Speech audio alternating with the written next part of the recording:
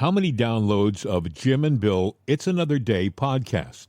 Today, the podcast show has fetched 400 million downloads since its start, and an average of 350,000 downloads per episode, about 3.9 million downloads per week. Well, hello there. It's another day. I'm Jim Harrington. And I'm the guy with the subtle low voice today. You have the Barry White delivery going for you. I have the laryngitis delivery. How you feeling? Are you feeling as bad as you sound? I mean, I don't mean not that you sound actually, terrible, but it's you don't have your regular dulcet tones going for you today. Yeah, it sounds like I got clogged pipes, and I do, but I feel great. Thank goodness. Okay, well, then I had to step in the right direction. It's going around, Bill. There are other people that I've bumped into who've had something similar going. So it's, I guess it's that time of year.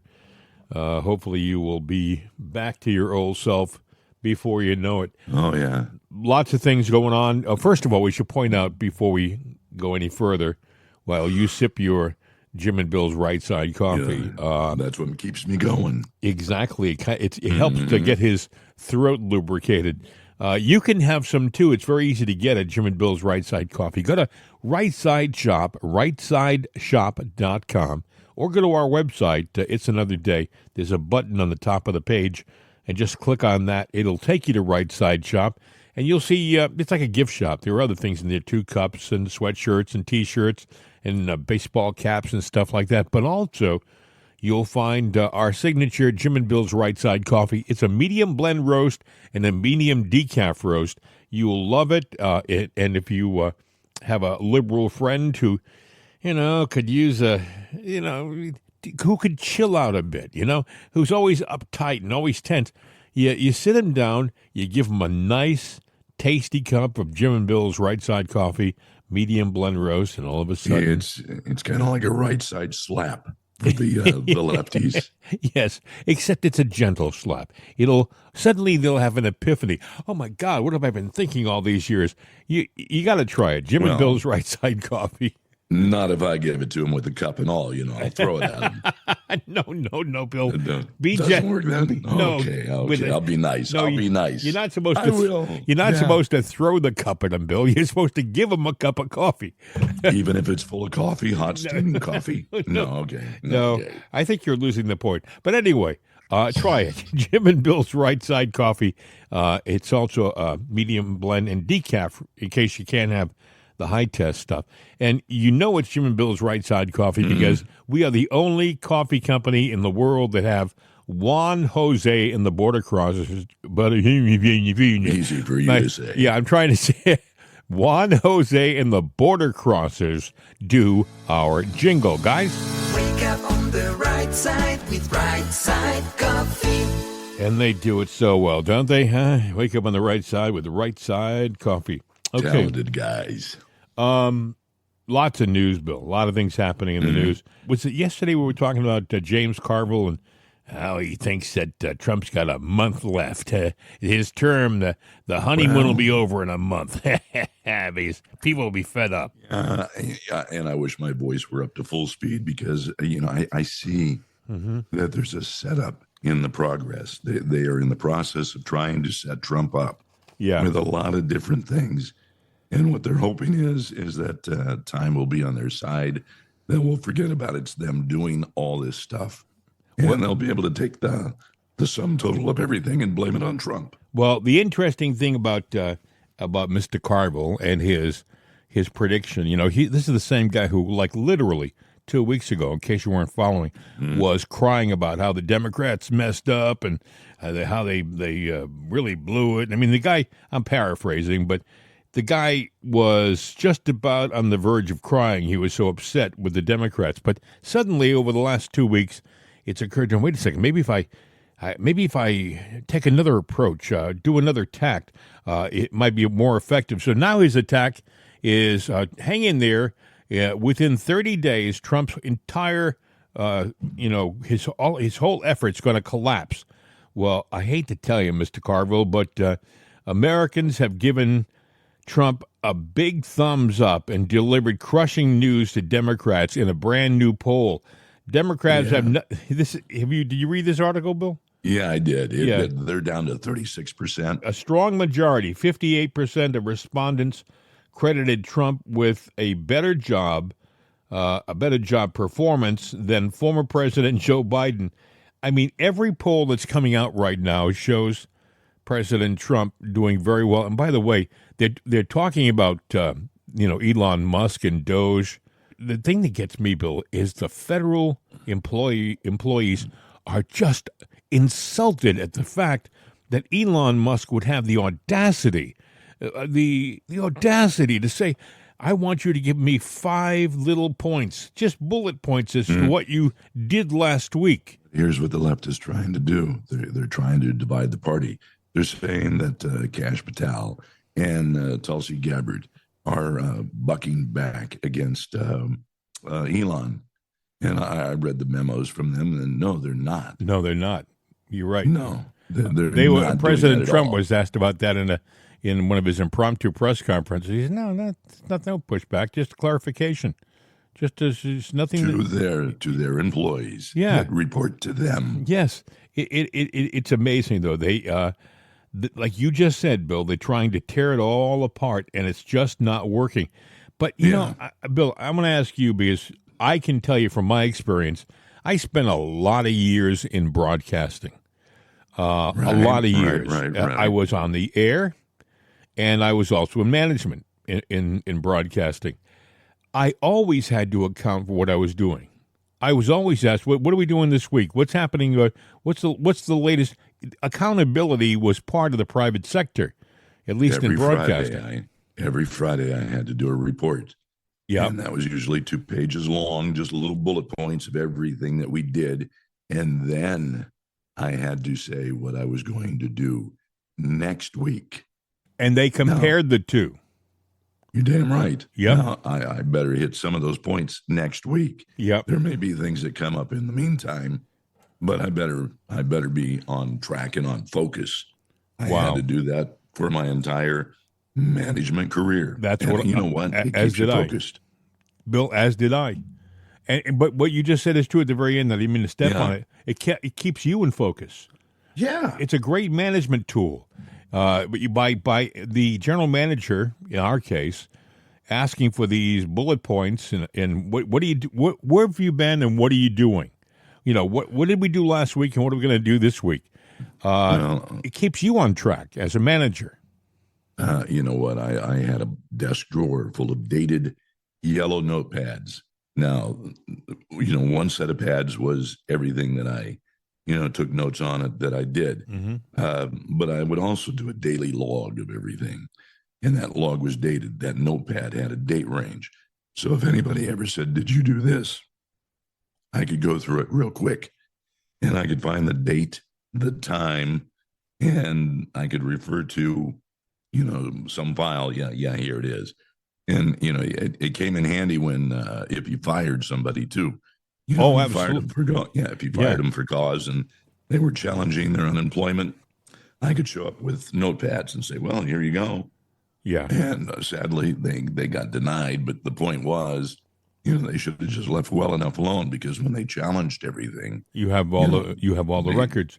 They screwed themselves. Well, the federal employees they have their nose bent. Not all of them, but a lot of them are complaining that they have to do 5 bullet points as to what they did last week. And that says to me, you didn't do anything because if you can't come up with 5, you can't come up with 5, then you didn't do a damn thing. I was thinking, heck, I could do it right now. I could give you head. Yeah, exactly what I did last week. But to me, it says they've got something to hide. They didn't do anything, right? And so, and Elon Musk, people are saying, well, why did he do this? Well, apparently, Elon and President Trump talked about this, and there was some question as to some of these people even being alive. And what they figured they'd do is send this email out and then look at the responses. And for those that didn't respond, either they were going to be asked to leave but only after we found out that they were alive or not. Because actually, some of these people may not even be in the land of the living. You know, they were shaking the tree, yeah, seeing where where the fruit was hanging and what was not even on the tree at all. exactly. So it's interesting. It's going to continue. By the way, I think the deadline was last night at midnight to get back. It's going to be an interesting remainder of the week, and then there's next week. It's going to get nasty, but there was a date. You mentioned it yesterday, and with the voice in this laryngitis stage, it's, as you notice, it's picking up now. That's how laryngitis works for me. I start out in the morning, and it starts to pick up, and then I get pretty snarly in the afternoon. Don't throw anything at me. You'll get the wicked tongue. Yeah, but you're gonna be fine, man. It's in our business, we are so sensitive to every little thing that happens to our voice that like I know what you're going through right now. By the way, one of my friends, a good friend in broadcasting, down in Vero Beach, Bart, he sends along his best. He said, "I feel for Bill." He's been here. He's been here and gone through this before. I remember when I was young, when I got this, it used to really drive me nuts. I actually had a doctor that would give me, back then it was penicillin. Now it's amoxicillin. I do keep that because it gets you through it quick. When I was younger, I had it more often. I've actually gone 3.5 years without any. Oh yeah, you and I have done this for 3.5 years and nothing. Yeah, and but we've had this cold snap. I'm up north visiting. Everybody in the household here has been sick, and I was going like, well, it's going to happen. Yeah, you're not going to get away. Well, you don't sound as bad as you think you do. So, and just be consoled. Hey, dude, I was out for a 3-mile walk last night. Then I was doing because the weather was good. I feel good. I got stuff to do today. The voice is slowly coming back. I just sound like a kid going through puberty right now, where it squeaks up there and goes down. Hey, other stories going on. You heard about Dan Bongino. I think this is an interesting move. Dan Bongino, and people say, well, why? That's not a great choice. No, it's a great choice. First of all, Trump is looking to get people who aren't part of the system per se. Yet Bongino was a part of the system for at least 10 years as a Secret Service agent, and he definitely has his opinions. I think it's a good move. What do you think? Well, I was just going to say, number one, he was a cop. He was CIA. So he's got... No, he was Secret Service. Secret Service, that's it. Yeah, Secret Service and a cop. But either way, he's got that kind of background. Right. And then he's done the media thing. He's been on Fox. He's got the podcast. He's been on the network.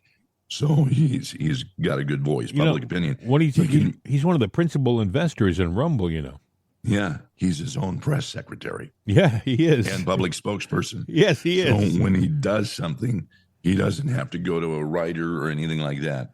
He can sit there and do things on the fly, right there off the cuff, and not have to go through a bunch of PR people and well, how do we say this for him?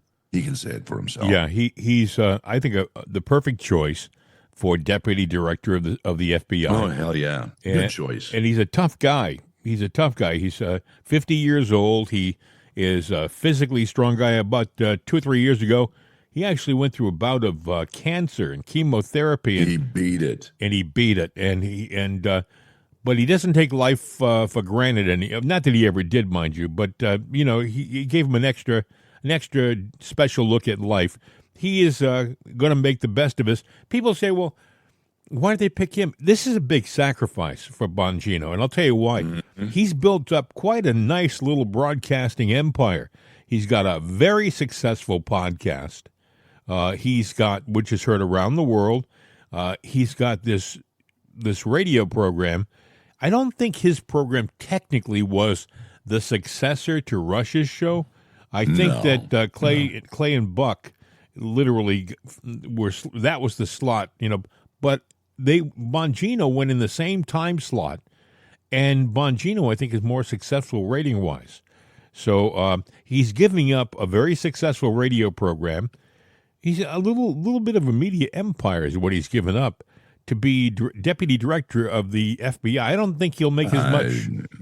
No, he won't. And I don't think he's going to give away his empire entirely. I think he'll have control, which is part of the reason why I don't think he filled the shoes for Rush very long, because when Rush was the captain of the ship, but once the captain was gone, then whoever owned the ship afterwards had a lot of say and control and really didn't have Rush's forethought in mind and talent. And I'm not saying that to be mean.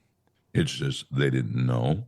So they tried to call the shots, and Rush's shoes are hard to fill. Oh, yeah. And the best way to fill Rush's shoes is to be your own self. Yeah, and I think Dan is himself, and I think Clay and Buck are themselves too. But I just think that Rush was an absolutely unique voice. I still miss him, and I still hear him in my head. I can still hear him because I was thinking I've met Rush, but that being said, I didn't know Rush like a lot of guys do. I have had friends who worked with him. A good friend of mine, a former program manager from Providence, Bob DiCarlo, good jock. He worked with Rush. I think he worked with him at KQV in Pittsburgh when he was Jeff Christie. Right. Guy was talented. Guy was a talented guy. It's what a loss. There are people out there who are similar to Rush, but they haven't been put into the slot yet. Do you know what I'm saying? Right. Yeah. I've heard guys who could do a really good job in that time slot. But I don't. I mean, I think Bongino did a good job because he was himself, but his personality was different than Rush. And I think Clay and Buck, I think that their personality is unique, and it's a good show, but it's not Rush, like you just said. Yeah. Well, Rush was a top 40 disc jockey. Yeah. So he took some of that wit and, we'll just say pith, spite, whatever it is, that moxie of being on the radio, and took the news and put some chutzpah to it.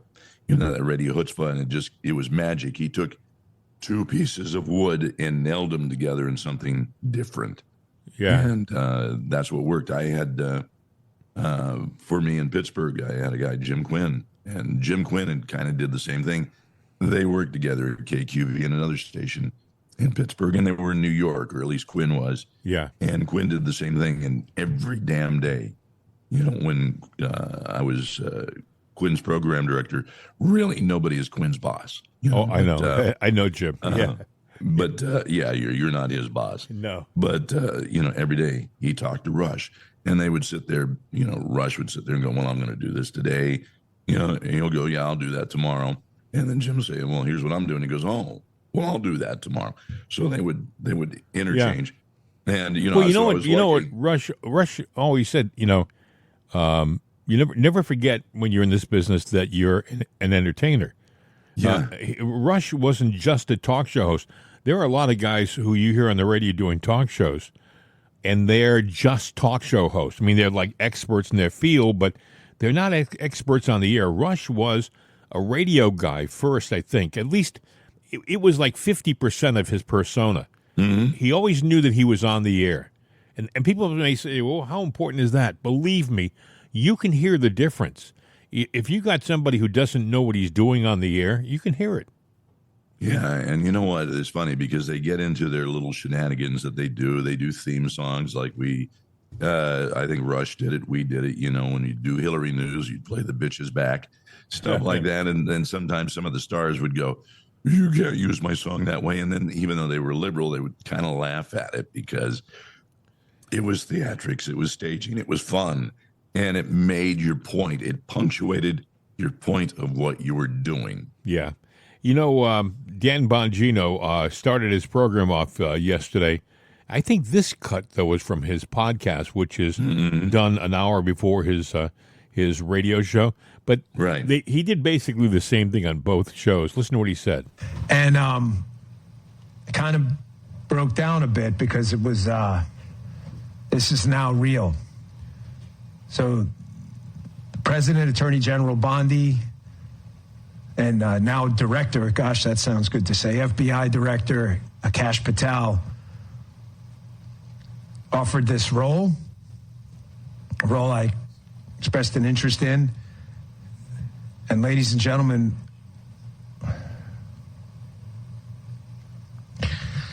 I told you, you see, it's hard for me. I'm going to accept the role proudly as the deputy director of the number 2 spot at the Federal Bureau of Investigation. Folks, it's a lot to walk away from. I will tell you everything what happened within reason, and then I got a show to do, and I'm going to tell you what's going to happen with the show. So it's going to be a pretty wild ride today. Man, do we have a lot to talk about. You know, Kash Patel is a lawyer, so he's the number 1 guy. And this is kind of the perfect fit because, you know, Bongino, like you said, he was a cop. He was a cop and a Secret Service agent. So he was an agent of some sort, you know. And I think they're going to work very well. I heard a lot of people say, and I really did hear this yesterday, a lot of the traditional FBI people are really ticked off because the chain of command has always been from inside the FBI, meaning. So what? Well, that's what they're doing here. This is their. So what? They're tearing up the old Band-Aid, and they're doing something a little different here. And they ripped it off. Yep. You know, and you know what? Getting back to that Rush Limbaugh thing, even the Jim Quinn thing, Bongino didn't start out as a talk show host or radio personality. You know, however he segued into it. He honed his skills. He got very good. And those skills are going to help him communicate the actions. He will be able to take those actions and put them in the filled words, you know, that we understand and appreciate. Well, you know, the thing about Bongino is he didn't go from private sector out of the business to radio. No. He did television for a number of years. He got kind of comfortable being on TV in front of people, being a personality. That he developed something there. Then when he went over to radio, there was an adjustment, but he went to podcasting first. And I think in a lot of ways, podcasting is a way for you to kind of learn how this works, you know, and develop something. So when he went to radio, it wasn't a cold dip. He wasn't dumping into the deep cold end, so to speak. He already had an experience, you know, in front of a microphone. Yeah, the only thing about a podcast, the structure is in your mind, if you even have structure. Radio is structured. You know, hey, you got to do an ID break. Hey, you got to do this commercial. You got to do this. You know, you got a time sync tone, whatever it is. You've got to adhere to those rules. Otherwise, you sound terrible when the automation in the network cuts you off. So you've got to do that. Podcasting, hey, you just roll. Yeah. And I think a lot of people have said you guys are a little different. And I think we are a little different. We're a little more structured over here. Believe it or not, there's kind of a format in what we do here. And I think it's because we do come from radio. A lot of guys, you hear it all the time. I hear people say, everybody's got a podcast nowadays. There are hundreds of thousands of them. Yeah, but most of them, with all due respect, most of them stink. Because there's no format, no structure. Well, let me break it down for you. We take stories like records. If you notice, our stories, maybe 3 minutes is all we do. So I come in with a notepad. You have a notepad. Since you're the control end, you have the audio there because what anything I would send from this side beside the voice would get canceled out in the system. But either way, that's how we do it. Now you know the internal recipe. The internal structure here. Yeah. But the stories are songs.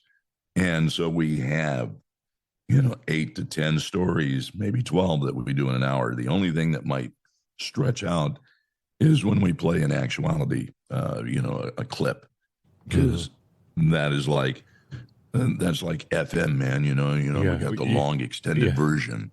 Yeah, that's true. Yeah, that's very true. We we are in a lot of ways. Our topics are like songs, and that's by design. But a lot of young guys who want to do a podcast, they think, and I've heard this all over the place, is they think, well, if you haven't got something to say, insert like a swear word or something, I mean, we don't do that. We don't do that. I mean, occasionally you'll hear a little something, but it's nothing like some of these guys. Some of these guys is part of their vocabulary. Yeah, if we get emotional, it can slip. It can happen. But either way, just look at it this way. There was a lady that reached out and said, man, you guys are always spot on. She found me through an oldies channel thing that I do, and now as a listener. And, basically, I think she got what we're doing, because we're singing, we're talking the songs of America via the news. It's and we could go on and on talking about the the internals of. Now you know how it works. Yeah, but it's really worth talking about. And you did hear about Bongino now. Mm-hmm. He's going to go away now and be the deputy director probably for another 3.5-4 years. It doesn't mean that he's not going to come back into broadcasting with more experience. I don't think he'll be away forever. 50 years old. He's 50 years old. So let's say this is a 40-year run. You look at his resume; it's 2 and 4-year stints. Yeah. So, and he'll just be more experienced. Right. We do what we do, but a lot of times these stints are so long that the difference with us in the podcast is this is our stint. And that's it. And that's his thing. He will go back to it at time with a lot of stories. I'm sure. And a lot of things to tell you. Other news, Pete Hegseth was in the middle of a press conference yesterday. And, he's learning to deal with these leftist lunatic reporters. They're out there. And one of them had the audacity to say something like, let me see what I got. I got it. He said, the reporter said, why did you select an underqualified retired lieutenant general to be the next chairman of the Joint Chiefs of Staff? And you got to hear how Hegseth dealt with them. Why did you select an underqualified retired lieutenant general to be the next chairman of the Joint Chiefs of Staff? I'm going to choose to reject your unqualified question. Who's next? I'm going to choose to reject your unqualified question. It's like some of these dweebs. Reporters are amazing. Some of them are really good. Some of them, but a lot of them just think that. I almost said something I didn't want to say. Some of them think that they're more qualified than they actually are. How's that? That's more gentle. What he needed is your button bar. What you just said is totally whatever it is that audio piece. Yeah, you mean what he should have said is what you just said is one of the most insanely idiotic things I have ever heard. At no point in your rambling, incoherent response were you even close to anything that could be considered a rational thought.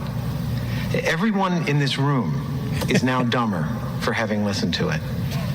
I award you no points, and may God have mercy on your soul. There you go. I love that line. I love that. And how true. What you just said is the dumbest thing I've ever heard. Gosh. Mm-hmm. Well, Pete Hegseth, he's doing a good job, and he's dealing with these clowns. I think that's because he knows how the media works. He's been around newsrooms and news people. He knows that many times they have a much larger impression of themselves than is deserved, Speaking of that, Rachel Maddow, did you see what happened? We're kind of on a trend here. Rachel Maddow, she went on TV last night, and she had a rant. Oh, she's really upset that her good friend Joy Reid was unceremoniously shown the door. You have to listen to this. This is 4 minutes long, but it's worth every single second. Listen. PM hour all the other nights except for Mondays. So that's a big change. An even bigger programming change is at 7 p.m., 7 p.m. Eastern, where Joy Reid's show, The Readout, ended tonight. And Joy is not taking a different job in the network. She is leaving the network altogether. And that is very, very, very hard to take. I am 51 years old. I have been gainfully employed since I was 12. And I have had so many different kinds of jobs, you wouldn't believe me if I told you. But in all of the jobs I have had, in all of the years I have been alive, there is no colleague for whom I have had more affection and more respect than Joy Reid. I love everything about her. I have learned so much from her. I have so much more to learn from her. I do not want to lose her as a colleague here at MSNBC. And personally, I think it is a bad mistake to let her walk out the door. It is not my call, and I understand that, but that's what I think. I will tell you, it is also unnerving to see that on a network where we've got two non-white hosts in primetime, both of our non-white hosts in primetime are losing their shows, as is Katie Fang on the weekend. And that feels worse than bad, no matter who replaces them. That feels indefensible, and I do not defend it. But there's just one other piece of it that you should know. From your side of the TV screen, you will mostly see changes in terms of who's in the anchor chair. And actually, everybody who's going to be in anchor chairs from here on out are great colleagues and great at what they do. And you are not going to be disappointed in who's on our air and what you're going to be seeing. But one thing you cannot necessarily see is that the people who get our shows on the air, they're really being put through the ringer. Dozens of producers and staffers, including some who are among the most experienced and most talented and most specialist producers in the building, are facing being laid off. They're being invited to reapply for new jobs. That has never happened at this scale in this way before when it comes to programming changes, presumably because it's not the right way to treat people, and it's inefficient and it's unnecessary, and it kind of drops the bottom out of whether or not people feel like this is a good place to work, and so we don't generally do things that way. Maybe all of our folks, including most of the people who are getting this very show on the air right now, maybe they will all get new jobs here, and I hope they do, but in the meantime, being put in this kind of limbo, the anxiety and the discombobulation is off the charts at a time when this job already is extra stressful and difficult. It is not news for me to tell you that the press and freedom of the press are under attack in a way that is really, it's a big deal for our country. It's very visceral for us here. I know that the business of the press is not an easy thing, and I know that no job is forever. But I think I'm safe in saying for all of us anchors who you know through the TV, please know that what pains us the most is not what happens to us. It is what happens to our coworkers on whom we depend and who you don't necessarily know, but we respect and love them and depend on them. And did I mention we respect them? This is a difficult time in the news business, but it does not need to be this difficult. We welcome new voices to this place and some familiar voices to new hours. It's going to be great, honestly, and we want to grow and succeed and reach more people than ever and be resilient and stay here forever. I also believe, and I bet you believe, that the way to get there is by treating people well. Finding good people, good colleagues, doing good work with them, and then having their back. That we could do a lot better on. A lot better. I'll be right back. That is the most I've listened to her show, I think, in the history of her show. What I find amazing about that is that she seems surprised that in the media business, people can get laid off. I want to tell Rachel about if she had been in radio over the last 25 or 30 years, especially around Christmas time, around the holiday season, they historically, thanks to deregulation from 1996, right, they have historically unceremoniously laid off hundreds of broadcasting people. Certain companies, and I'm not going to name them, so if they're sitting around getting ready to speed dial a lawyer or something like that, I'm not going to name the companies, but the people in the business who are listening to this show know who I'm talking about, okay? They know that what I'm saying is true. Broadcasting, especially radio broadcasting, over the recent last 2 or 3 decades has a history of just lopping off jobs and not giving them big money buyouts. By the way, Joy Reid, yes, she got terminated. She had a $3 million contract, I believe, and I believe that there are all sorts of payouts that they have to make to her, if they unceremoniously let her go for no good reason. So the poison pills, yeah, she's not going to be stuck in the unemployment line anytime soon.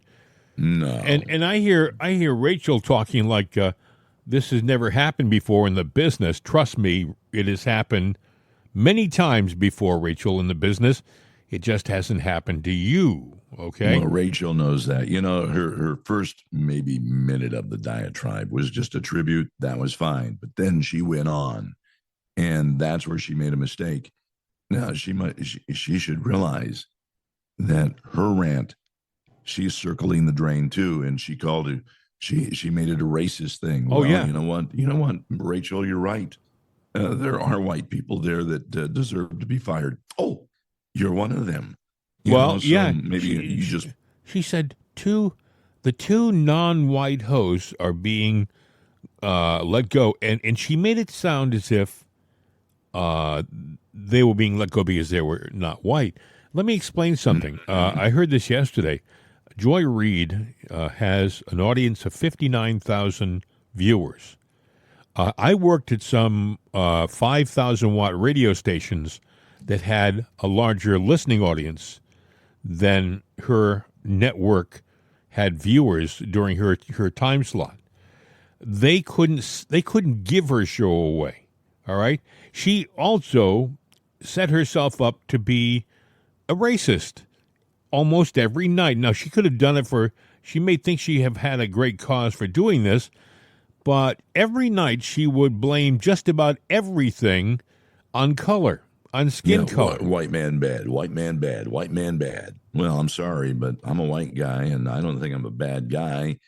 And, if I were in a hiring position, I'm not saying Joy Reid is a bad person. I'm saying she's probably a good presenter from what I saw. But she had, she didn't have objectivity. No. She didn't have integrity in what she did. She didn't have honesty in what she did. All things that you need. The other thing is this, Bill. When you look at Rachel Maddow, and you look at some of these government workers who are also, dare I say, they're leftist also. Most of them, a lot of the government employees are leftist. They have one thing in common. They're surprised that they can be relieved of their duties. It's like they think, no matter what they're doing, be it working for MSNBC, and making 7 figures, or working in a government job where you think you got it and you got it for life. They're surprised that they can be relieved. The real world is that you're as good as your last show, as we would say in this business. I mean, seriously, in the broadcasting business, when I first got into broadcasting, we had ratings every 6 months. But as the technology got better, you were constantly in a rating book. You were constantly being evaluated. You had them every day. I mean, when I got out, I remember helping install the system where they sit there. People, it would count the radios listening right at the time. Yes. Yep. I forget what the system's called, but PP. I know what you're talking about, and I can't think of it too. But at least I haven't had to think of it in a while. But the signal puts out a tone, and it gets a feedback and it counts it, and that's it. We're constantly being judged. When we, there was a time when we said you're as good as your last show, and it was kind of a joke. But as the technology improved in our business, it was honest. If you were starting to smell up the room, you could pack up your bags, because the odds are that guy who was coming into audition for your job. It's a tenuous business, but Rachel Maddow sounds like she's just amazed that they could be doing such a thing. By the way, she failed to say in that 4-minute rant, Bill, that MSNBC is for sale. And I guarantee you that the people at NBC are saying, wait a second, we can't sell this thing and make any money if we have a bunch of turkey radio TV shows. Well, not only that, they got to cut the bottom line. Yes. If they cut that bottom line, then more money goes to the profit of the sale, and nobody's going to buy it when you have all that weight. I'm not buying that thing. Look at all the bloat you got in it. Rachel, it's bloat. Well, look at Bill. Joy Reid was making $3 million a year. They're replacing her with a 3-person talk show, and people may say, "Well, how's that going to be cost effective?" Well, they may pay each of those 3 people like $300,000 a year. That's exactly what I was thinking. And they'll be very happy that they'll be making the total package will be under $1 million, and the network will have saved $2.1 million. So, you're absolutely correct, Bill. It's bottom line. It's a lot of things. Mm-hmm. And by the way, it's the fact that she wasn't garnering any ratings. I was surprised, Bill, and I think we talked about this over the course of our show, that I'm surprised they went as long as they did, because you had to wonder who the hell is listening to this or watching this TV network. It's all nonsense. It's all the difference between a liberal, dare I say, and a conservative is liberals, they evaluate and speak with emotion. Everything's feelings, It's I don't like Trump because he's got orange hair, and nothing that is of any substance is how they evaluate their political stuff. The right, on the other hand, in my opinion, the right, for the most part, have facts to point to. Well, we talk about what we believe in on this show all the time, but I can guarantee you that when we do so, we both have stacks of paper in front of us, and on those papers are the facts of the stories, and that's the difference between when you listen. I know as a fact that Rush was that way. Rush had show prep. He wasn't winging it per se. I mean, there were some days I'm sure he was less prepared than other days, but for the most part, Rush was always prepared. He always had stuff to talk about.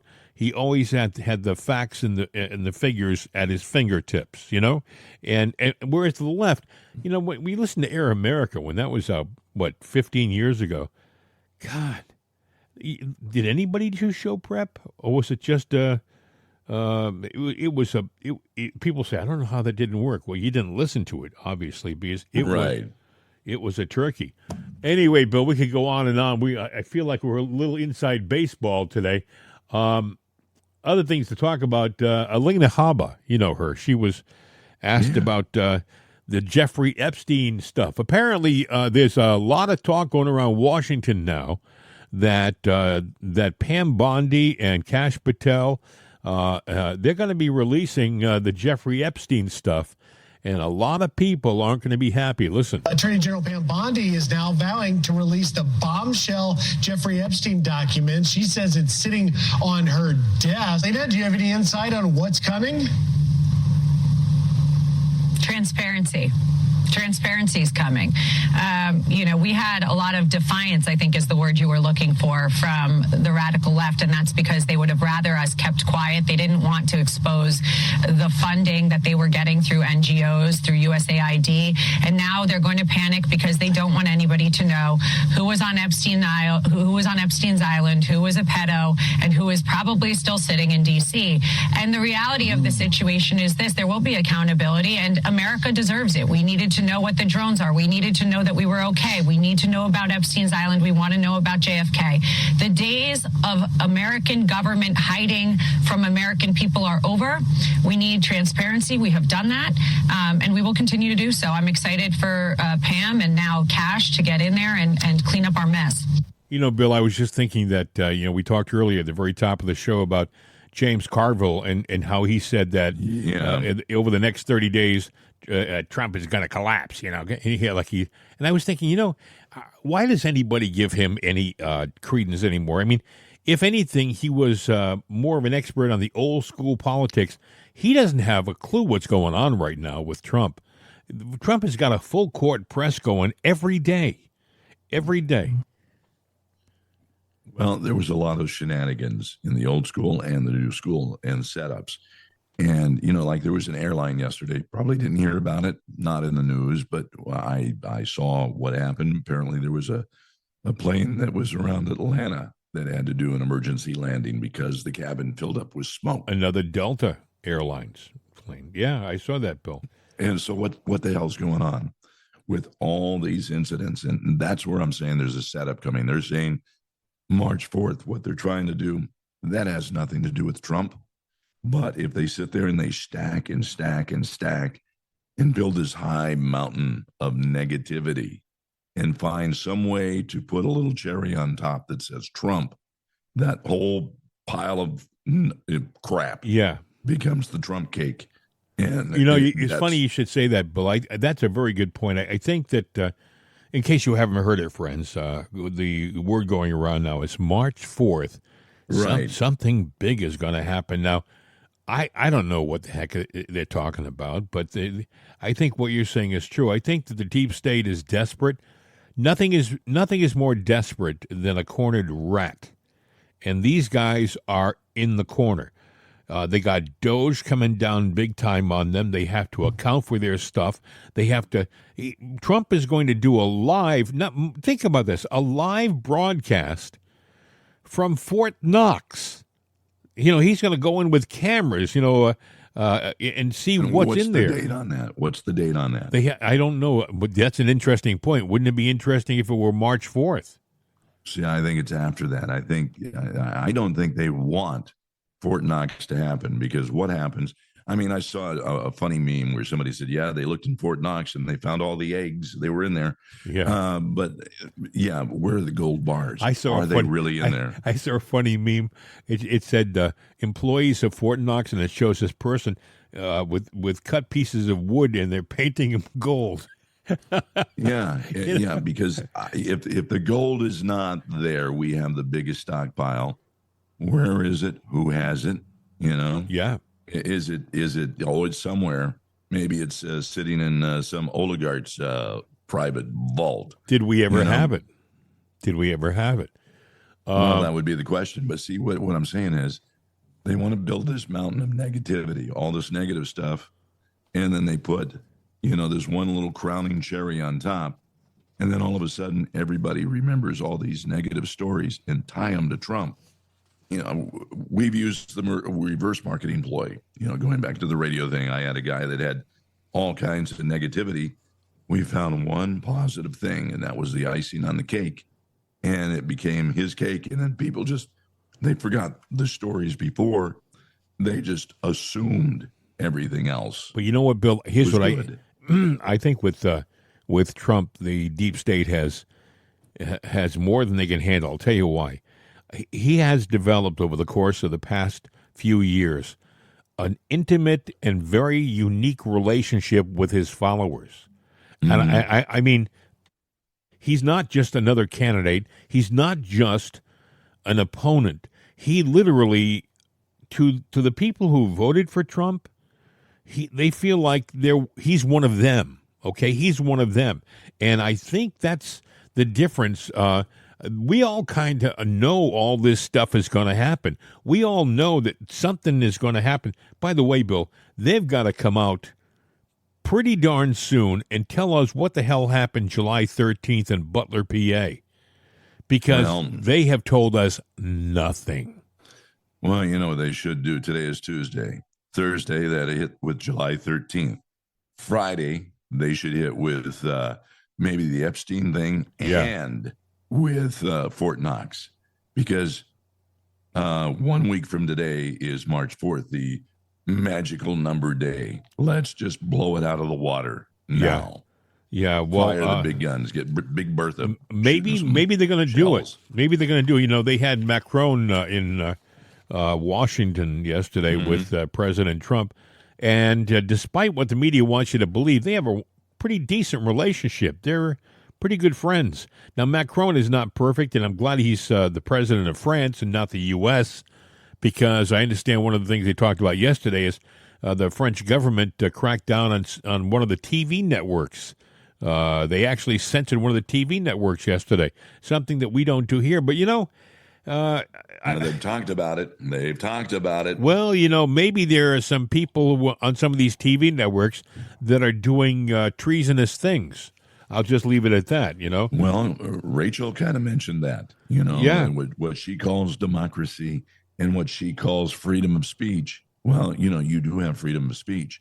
There was a TikToker that came out I and said, saw that. I haven't paid my taxes in 8 years, and we need to kill Elon Musk. Yeah. Well, it was her freedom to do that. Now she's in trouble. Well, Bill's not kidding. If you haven't seen it, it's online in Gateway Pundit. There's a TikToker. She's a young woman who, and I don't know where she thought this was a good move, going on in front of a camera and admitting she hasn't paid her taxes. And I haven't paid them in 8 years. And then she went out to literally call for the assassination of Elon Musk. Well, Elon Musk saw it, and he said he referred it to Ed Martin, who's the acting U.S. attorney in D.C., and now they're going to look into this person. She may end up in a lot of trouble. You can't do stuff like that, folks. You cannot do stuff like that. And by the way, Elon Musk, they say, where does he get the authority to do this? He gets it from the president. The president gives him the authority.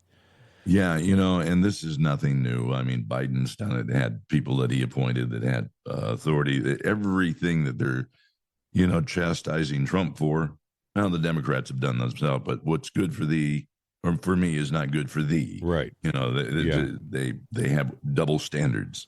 Hey, in case you haven't heard, Apple, this is big news. People say, how much sway does Trump actually have in the business world?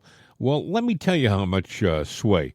Apple CEO Tim Cook has announced that he's going to move, I think, 20,000 jobs back to the United States. Mm-hmm. He's investing a staggering $500. Now, listen to this figure, folks. $500 billion in the U.S. Now, if you wonder how, do they make a lot of money with those cell phones? I think he does. Yeah, I'll give you some backstory in a minute on that. Here's what the Axios people said about this whole move. Listen. This Apple announcement this morning, which just popped 6 a.m. Eastern, all the details are up, the lead story on Axios. This is a landmark story for a couple of reasons. One, the effort by the president to bring manufacturing back to the U.S. This is a massive commitment to that. And as we say in our story, this gives Trump the leverage to say to other companies, Apple can do this. Apple is bringing these jobs into the U.S. Apple is investing in the U.S. Why can't you? Why won't you? And the statement out this morning from Apple CEO Tim Cook talking about being bullish on the future of America, talking about writing a extraordinary new chapter in the history of American innovation. So that's one bucket. Two, there's an incredible footprint for this. This is all across the United States, and it's part of the big story that Axios has been telling, that it's no longer just the coast. Look at where some of these big investments are. The swing states of Arizona, Michigan, Pennsylvania, North Carolina, Nevada, red states, the massive investment that you were talking about in Texas, big innovation lab in Michigan. So a footprint all across the country. And third, if you look at how the U.S. is going to have a sustained recovery, it's going to be about building things, making things, doing that more in the U.S. This is a big step toward that. That's Axios co-founder Mike Allen talking about the benefit of Apple making that decision, which is an excellent move for us. Now, a little bit of history. The rest of the story is, and if you've noticed, the Biden administration, and the last presidency, there was a race to this presidency trying to take power so they could take credit. Joe was trying to take credit for a lot of things that Trump did. Now, going back to Trump's previous term, I know this because my niece's, her son's, her son works with Apple. And one of the things that they were doing back in Trump's previous presidency, there was a decision made and based on the Trump administration, and she's a lefty, either way, but that was to relocate back to the United States. Things were made better for them. They have been moving people out. the along in China, there's a big industrial area where all these corporations are. The buildings are virtually empty. They have been emptying out during the Biden administration. Biden knew this and he wanted to take credit for it. It didn't happen. Now, this Apple move is actually right on their schedule. This was planned. And there's other major industry that will be doing the same thing here in the months or the years to come during this Trump administration. Industry, production and jobs are coming back that have gone overseas and probably to other countries. People are talking about, this Trump is talking about this peace talk between Russia and Ukraine and the U.S. And people are saying, well, what do we have to get? Trump thinks 5 moves ahead. It's not just the peace in the Ukraine that Trump's thinking about here. If he can put a wedge between the new relationship that Russia has with China, it will be beneficial to us. And if Trump can develop a personal relationship with Putin that is very workable and very, diplomatic, then he can edge out China. So, like you just said, China's already feeling the pain of the tariffs and cutting back on industry moving to China, and now they had tried to build a relationship with Russia thanks to this Ukraine war, and Trump is now trying to step in between them here, and it looks like he's going to be successful doing it. Well, think about it now. He's using the minerals that we need, and the titanium that's there, and lithium. Yep. So let's say that we get 50% of that, but we go there, we set up infrastructure there, we have citizens that we put there, and we build this big economic community there. By doing so, Russia's going to have to become a player with us to get on board and also reap any of those benefits. They've said, well, American troops will have to keep the peace. No, Trump has said the Europeans will have to be the peacekeepers. We're just going to send our business people over there to put them back on their feet economically, and us too. Now, Germany was looking at helping out the Ukraine, but I understand the new chancellor coming in is saying, no. You these other NATO nations, you got to start defending yourselves. And I thought, well, that's an interesting statement that he made. So I'm not totally sold on the new chancellor coming in, because he's better than the old guy, but he's not a conservative. He's going to keep, I'm afraid he's not going to help the Germans out with their border problem. And by the way, they've got a border problem. They have allowed these countries like England. How does England allow their borders to be crushed? It's very simple. They have to intentionally do it because they're surrounded by water, folks. Everybody who got to England either by boat or by plane. They were shipped into England. And by the way, the number one birth name is Mohammed in England right now. To our friends in England, to my friends in England listening to this program, you are in my prayers, because you are on the verge of losing your country's identity. And if you lose your identity, what makes England unique, you have thousands of years, you've got hundreds of years at the very least of incredible history that is going to be a sponge, going to be erased if you don't pay attention to what's happening. And it is happening. We talked about gold. The biggest stockpile of gold, supposedly the United States. Second biggest is Britain. But now I understand they're shipping a lot of their gold here if it's actually getting to Fort Knox. And the reason for that is supposedly tariffs to fight the tariff war. But, imagine they still did have a lot of gold there, and all of a sudden the United Kingdom is no longer the United Kingdom. It becomes a different country with a different agenda. And they have all that financial. We talked about also, the word was that the Vatican had an enormous amount of gold. I don't know what the Vatican was doing with the gold. I don't know where they got the gold or why they had it. They don't generate a product, but they supposedly had a real. Well, one of the biggest parts of the Vatican is the Vatican Bank. So maybe I shouldn't. Maybe that is something. The thing about the Vatican Bank is it was a place where you could squirrel your money away and hide it. And I say that because apparently the mafia was doing that for a while. I don't think they do it now. They've tightened up their regulations. Although who knows? Forgive me, Father, for I have sinned. Could you hide all my money? Yes, exactly. Exactly. Speaking of the Vatican, the Pope is still in critical condition. Although they say he's slightly better, but he's still in critical condition. He's doing stuff. They say he's doing some business, but I don't know. There's a lot of things. Step down. I think if he recovers, I think he's going to have to step down. It's too much. The guy's 88 years old. It's time. Yeah. Also, you wonder whether there's another reason. It seems a lot of things are happening in our world that seem very coincidental. Well, you had mentioned it. I'm not a Catholic. I'm a Baptist. But either way, the simple fact is, you're saying he was he got in a different way than most popes. Bill, most people get in by a pope dies.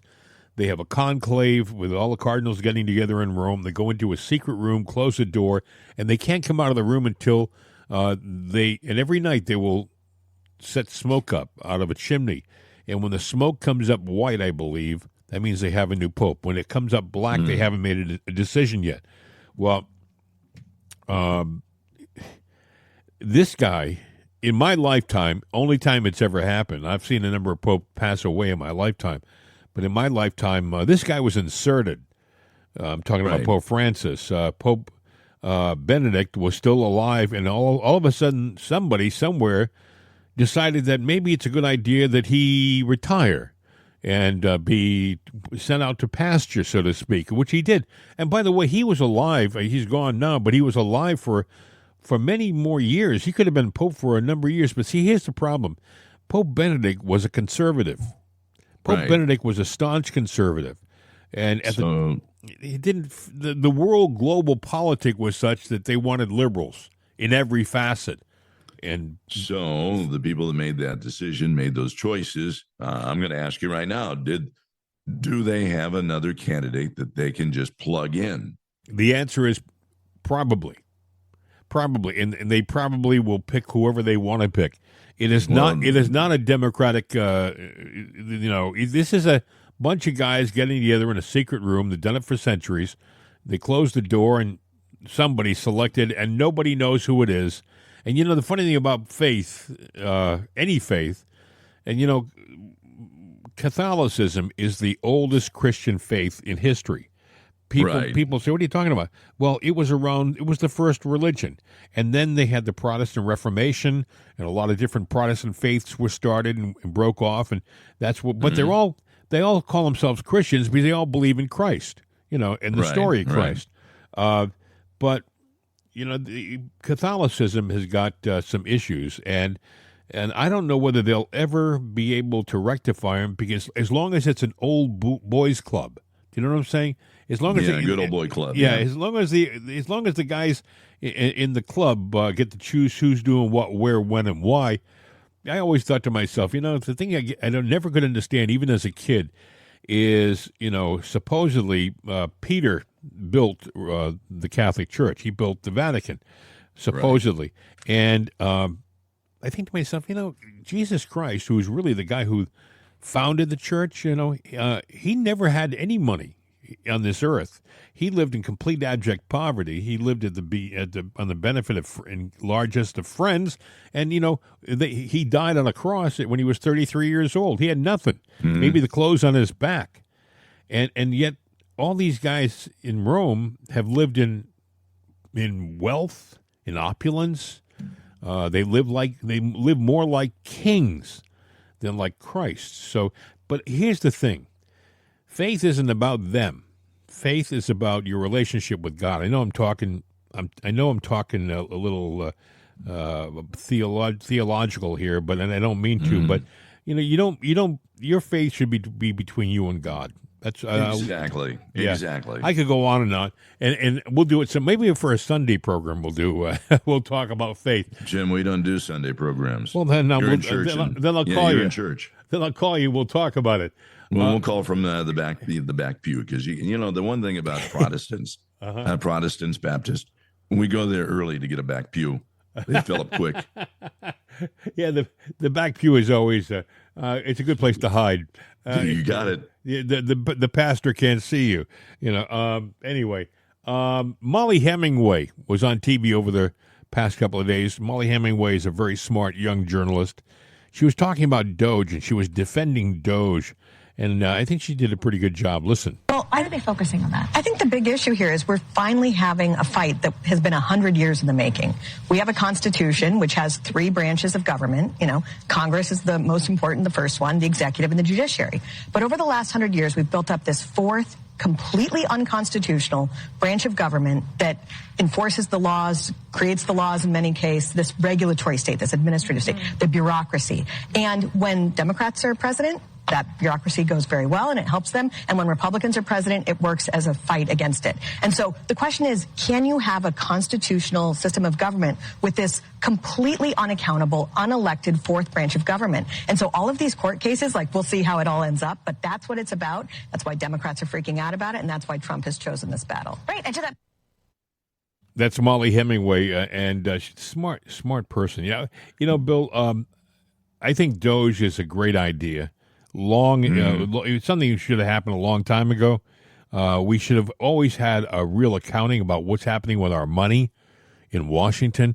Boy, I think we're going to find out that trillions of dollars have been wasted regularly. Why do people go to Washington and want to stay there forever? It's because Washington, D.C. is the money pit. It's where you go to become wealthy. They try to trivialize some of the things, saying, there was nothing there, or it was just this little bit. Even Carville, is going, well, it only, he'll take one small piece, say, it only accounts to 0.041% of the budget. Well, excuse me, but you're taking a piece of icing off that cake and saying that's the total sum of everything. It's not. Let's get to the bottom of it and do a full accounting.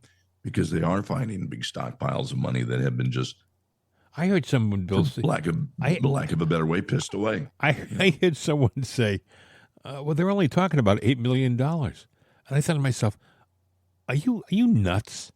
$8 million, it's maybe overall, based upon our, trillions of dollars worth of debt, $8 million is nothing. But, $8 million here, $8 million there, and it starts to add up after a while, Yeah, and you know what? They trivialize it's $64 million, $8 million. That's a drop in the bucket. Really? Do you have $8 million dropped in your bucket, Jim? No, I don't, Bill, and I don't think I'll ever see it anytime soon. Our buddy down in Florida, do you have $8 million in your bucket? Bart, you got $8 million?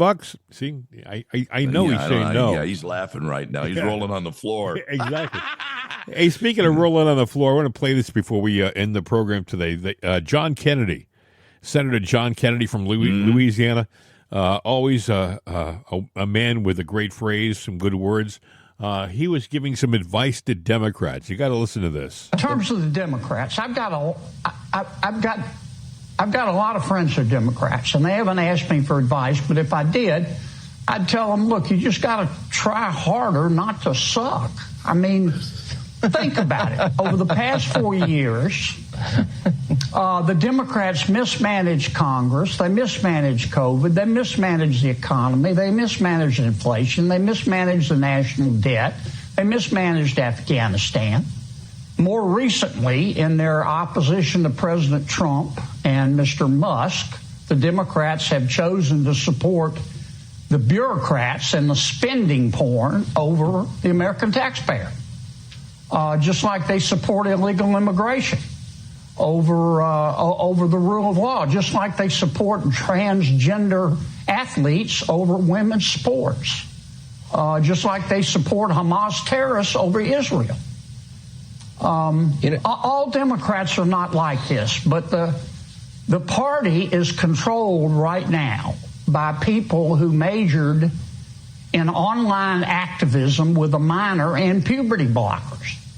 I know these people. They think men can breastfeed. They're triggered by race. They cry if you use the wrong pronoun. And most fair-minded Americans look at this and they go, these people are about 10 exits past normal. And that's what's killing the Democrats right now, in my opinion. 10 exits past normal. The thing about John Kennedy, people think, oh, he sounds like he just got off the turnip truck. Or guy must have worked in a farm before he got into. No, John Kennedy, from what I understand, is an Oxford scholar, a Rhodes Scholar. Yes. John Kennedy is a brilliant guy, but he knows how to weave a tale, get a message across. Where's he from? He's from Louisiana. Yeah, and down there, there's a thing down in. It's not a racial thing, all right, but they.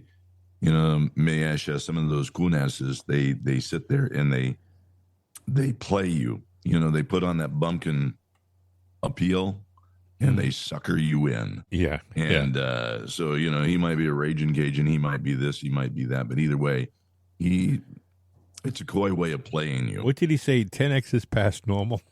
Yeah. They'll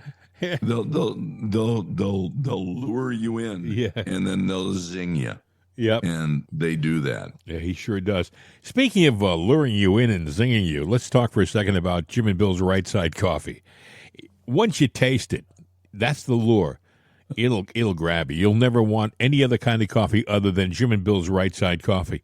But you're saying, I'd buy it, but I don't see it in the stores. You're not going to see it in the stores. The only place you can find it is online at rightsideshop.com.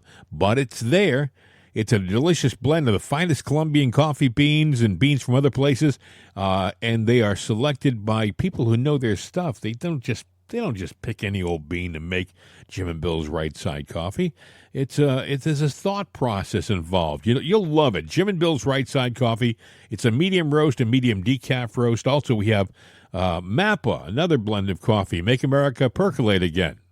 Very good coffee, and you know what? When we started the podcast, I still crack out a little bit, but my voice has gone from 2% to 50%, all because of the coffee.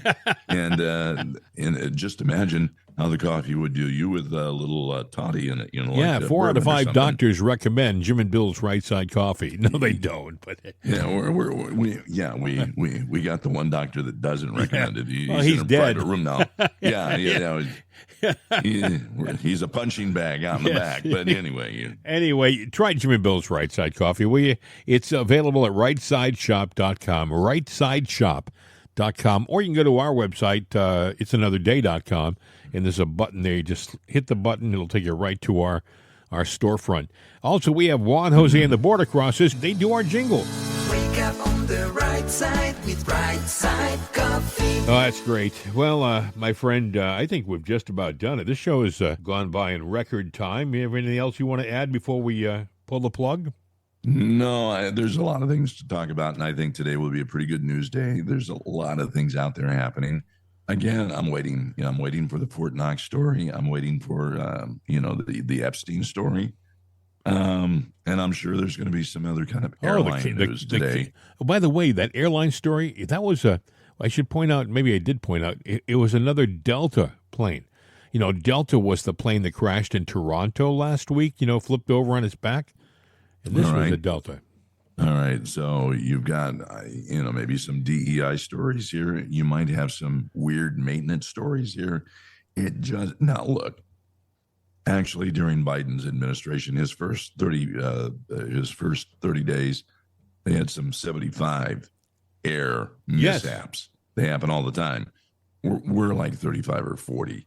So they're down, but the news is focusing on them, and they're focusing for a reason.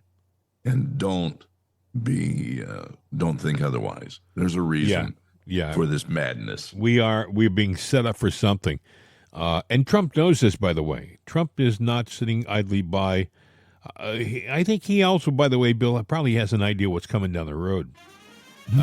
Unlike us, we're just left in the lurch here. But we'll all find out together, I'm sure, not in the too distant future.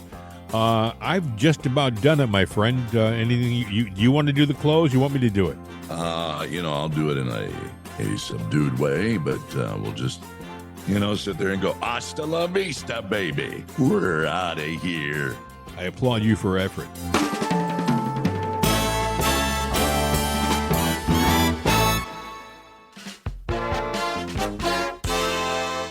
This is CRN America.